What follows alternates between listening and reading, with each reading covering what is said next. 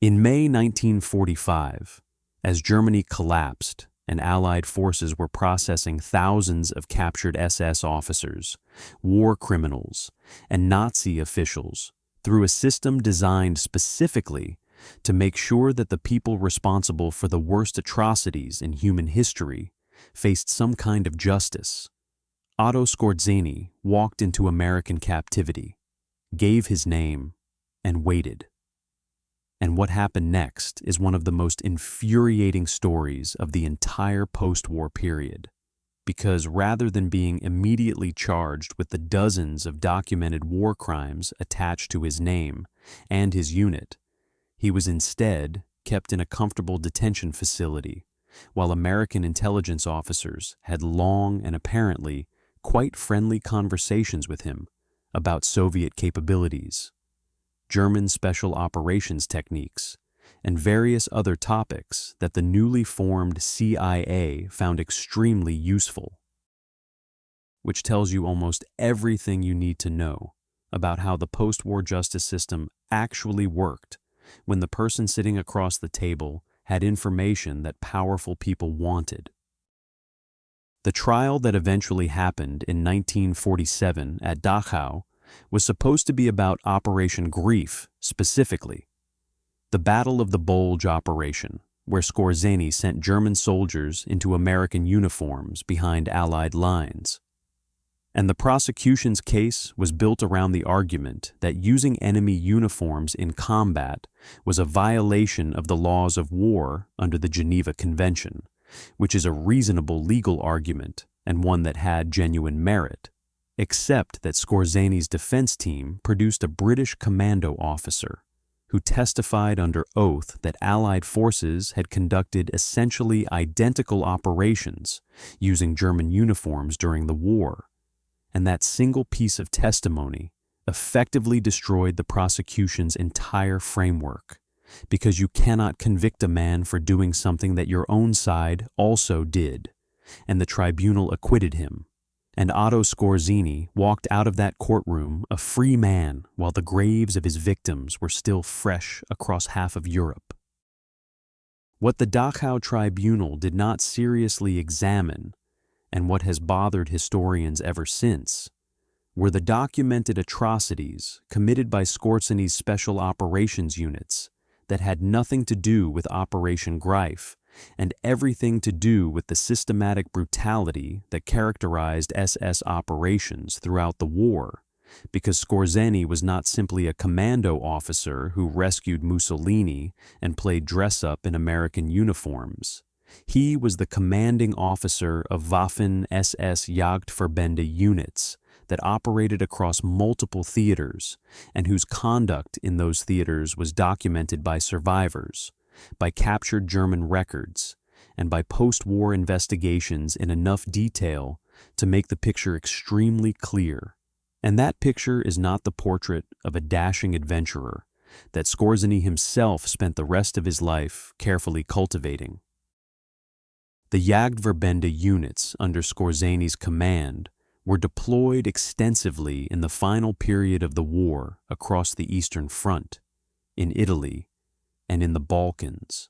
and their operational mandate went well beyond conventional special operations work into territory that the laws of war were specifically designed to prohibit, because these units were conducting what the SS officially categorized as anti-partisan operations,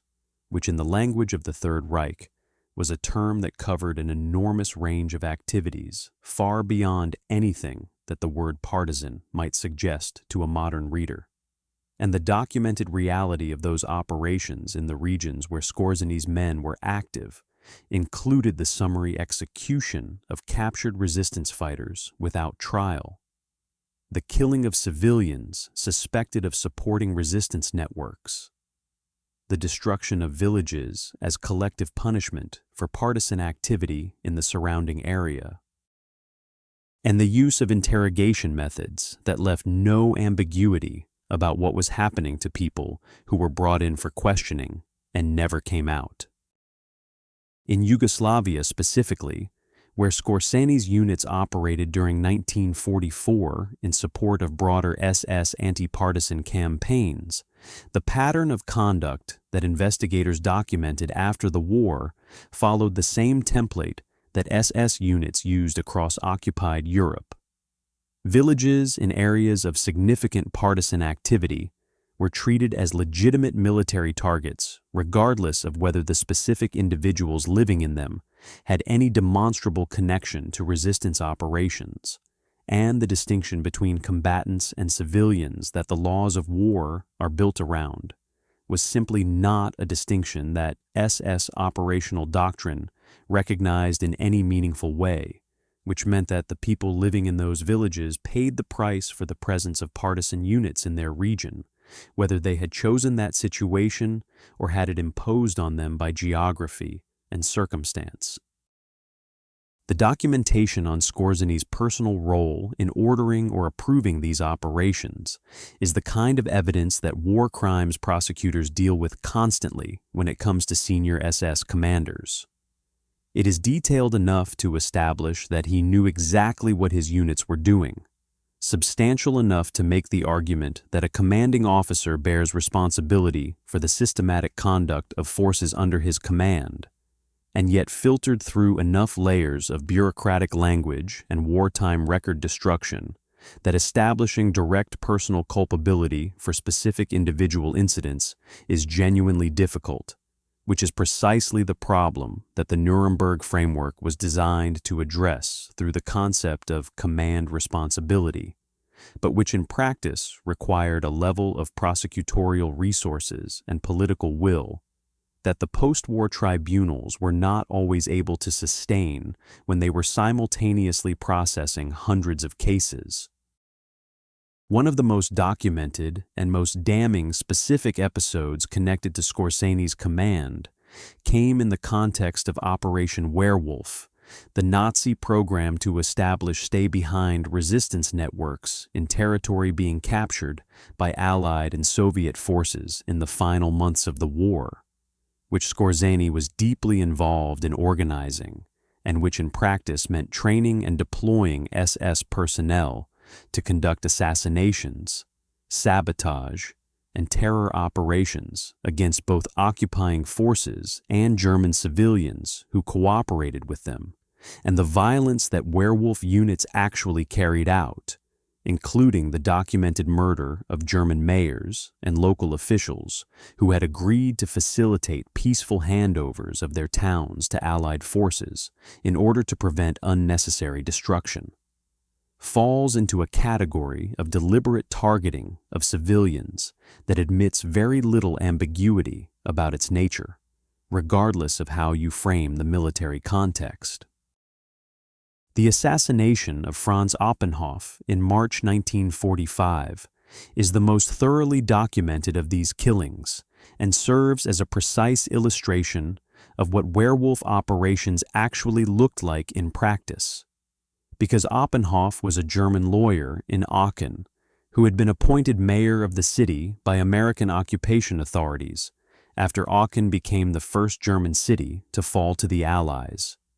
And his crime, in the eyes of the SS, was simply that he had accepted this appointment and was cooperating with the occupiers. And a werewolf team was dispatched specifically to kill him, which they did on the night of March 25th, 1945, shooting him on his own doorstep in front of his home while his family was inside. And the planning and authorization for this operation ran directly through the command structure that Skorzeny headed, making it one of the clearest lines connecting him personally to a specific act of murder that was documented in enough detail to have formed the basis of a serious prosecution. The reason that prosecution never happened with the full weight it deserved brings us back to the question of what post-war justice actually looked like in practice, which is a story that has as much to do with the emerging Cold War as it does with the legal systems and tribunals that were ostensibly designed to deliver accountability. Because by 1947 and 1948, the priority of Western intelligence services had shifted dramatically away from prosecuting former SS officers and toward exploiting their knowledge, their networks, and their operational experience for use against the Soviet Union. And Skorzeny was precisely the kind of person that this new priority structure was designed to protect rather than punish, because he had extensive knowledge of special operations techniques, had contacts throughout the surviving Nazi underground in Europe and South America, and was temperamentally and ideologically aligned with the anti-communist agenda that was becoming the organizing principle of Western intelligence. After his acquittal at Dachau, he was transferred to a denazification camp at Darmstadt, where he was being held pending further proceedings, and in July 1948, he escaped. And the circumstances of that escape are themselves deeply revealing about the relationship between Skorzeny and the American authorities, who were nominally responsible for keeping him detained. Because the escape was accomplished with assistance from former SS men who had obtained American military police uniforms, drove up to the camp in a vehicle, presented papers claiming they had orders to transfer Skorzeny to another facility,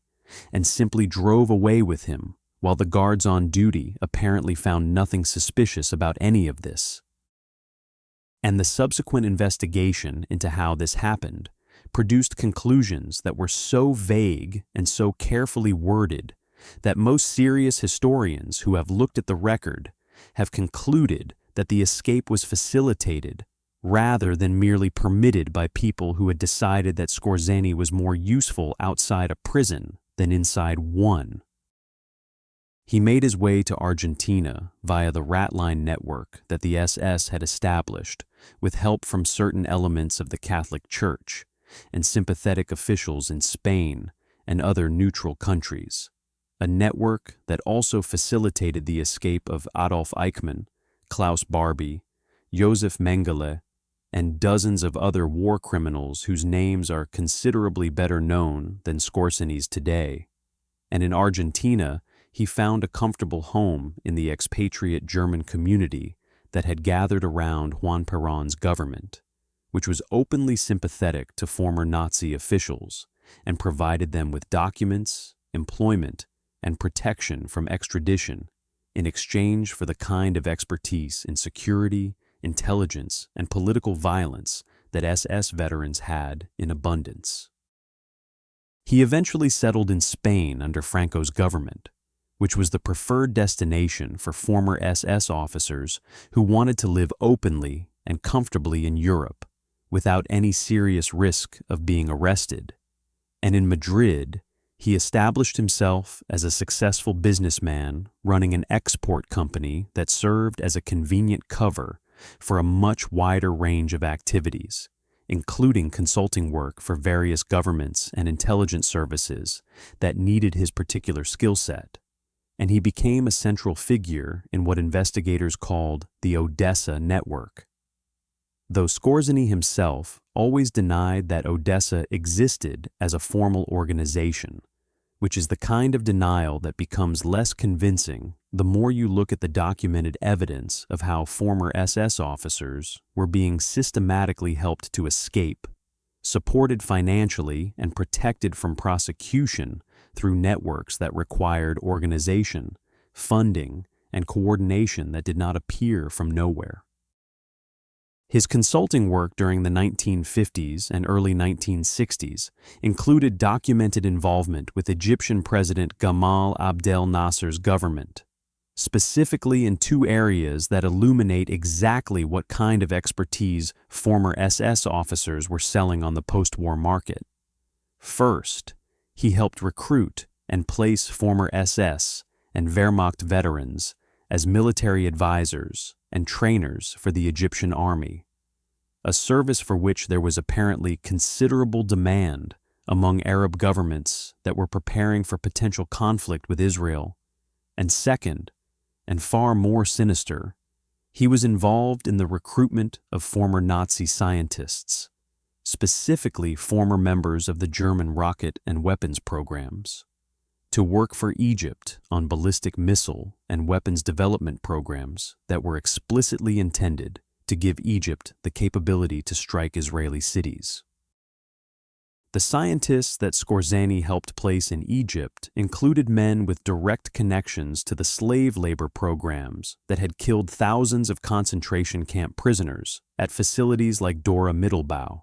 where V-2 rockets were built using forced labor under conditions so brutal that more people died building the rockets than were ever killed by the rockets themselves. And these men were now being paid comfortable salaries by the Egyptian government to build weapons that the Egyptian military was openly describing as intended for use against Israel. And the Israeli government was aware of all of this and was watching it with an alarm that grew with every report from their intelligence services about the progress of the Egyptian weapons program. It was this situation that produced the most extraordinary chapter of Skorzeny's extraordinary life. Because in 1962, he was approached by a woman who turned out to be a Mossad agent, and through her, he was eventually put in contact with Israeli intelligence officers who made him an offer that should have been impossible. They wanted him to work for them, to use his contacts within the network of former Nazi scientists in Egypt to identify targets, provide intelligence, and in some cases directly facilitate the elimination of the people he had helped place there in the first place. And Skorzeny said yes, and the reasons he gave for saying yes were characteristically self-serving, involving arguments about the Cold War and communism and various other frameworks that conveniently avoided the more obvious explanation, which was that a man who had spent his entire post-war career carefully managing his own survival had correctly identified that cooperating with Mossad was the best available option for a man in his position who had a great deal to lose and very few cards left to play. The operations that followed involved Skorzeny providing Israeli intelligence with detailed information about the former Nazi scientists working in Egypt, their locations, their work, their security arrangements, and their vulnerabilities. And Mossad used this information to run a campaign of intimidation and assassination against these scientists that included letter bombs, direct threats against their families in Germany, and in at least one documented case, the direct killing of a target in a manner that was made to look like an accident.